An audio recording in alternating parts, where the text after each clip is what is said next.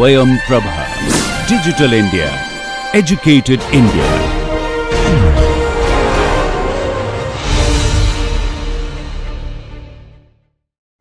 Now that we are familiar with circuit elements and their BI relationships, we will go on to look at systematic ways of involving large circuits. Okay. We have already analyzed circuits along the way while working out examples and so on. We have found solutions to some circuits and that constitutes circuit analysis, but the methods we used were ad hoc and easy to use for simple circuits, but cannot be scaled up efficiently for large circuits. Okay. So, for large circuits we need to have systematic ways of analysis, and that is what we are going to study. But before we go to the systematic ways of analysis, first we will find out what is it that we have to solve. Okay.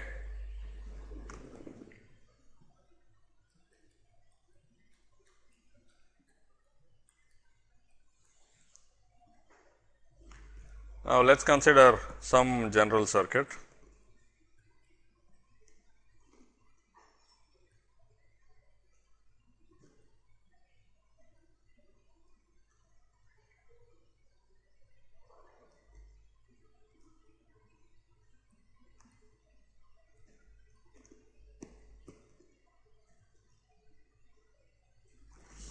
Okay.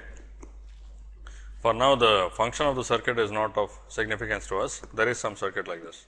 Okay. Now, this circuit has 4 nodes.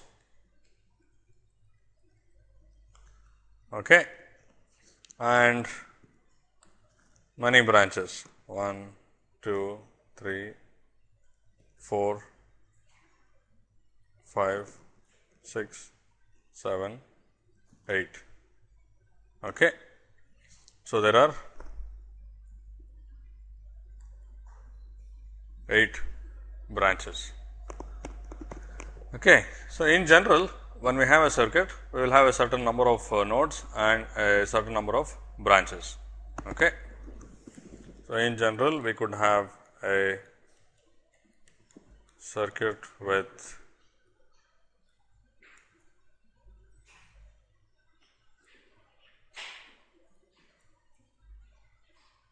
n nodes and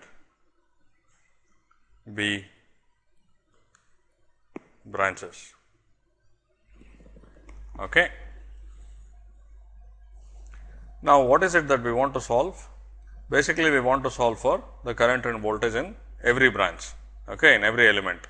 For now, we will consider 2 terminal elements, but exactly the same thing can be generalized to larger number of terminals.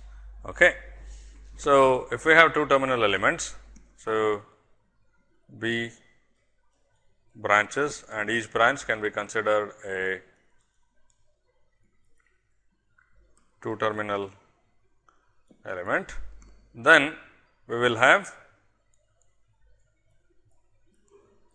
2B variables to solve for, basically B voltages and B currents.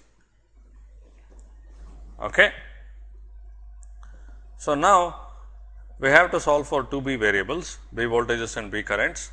That means that we need 2B independent equations.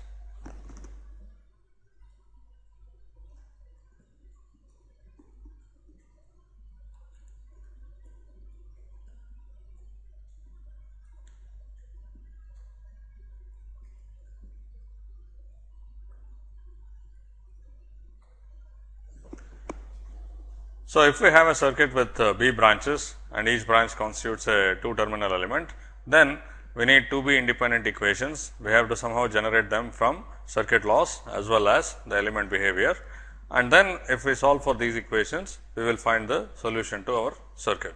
Okay. So, this is what is meant by completely solving for a circuit.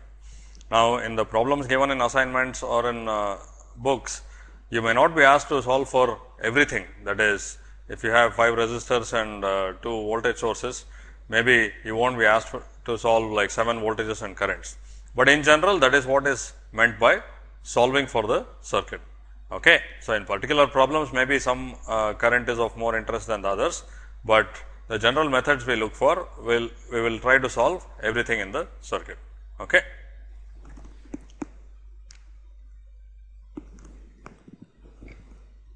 Now,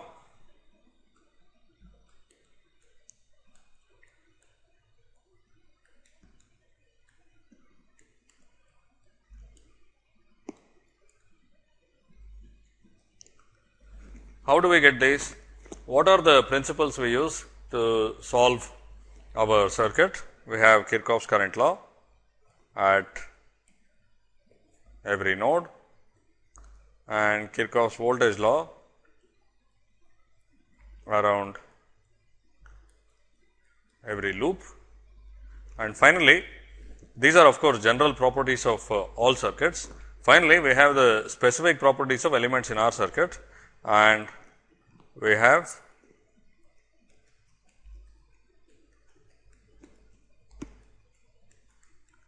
VI relationships for each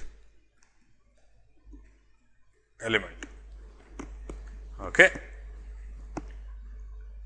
So, these are what we have to use to solve our circuit.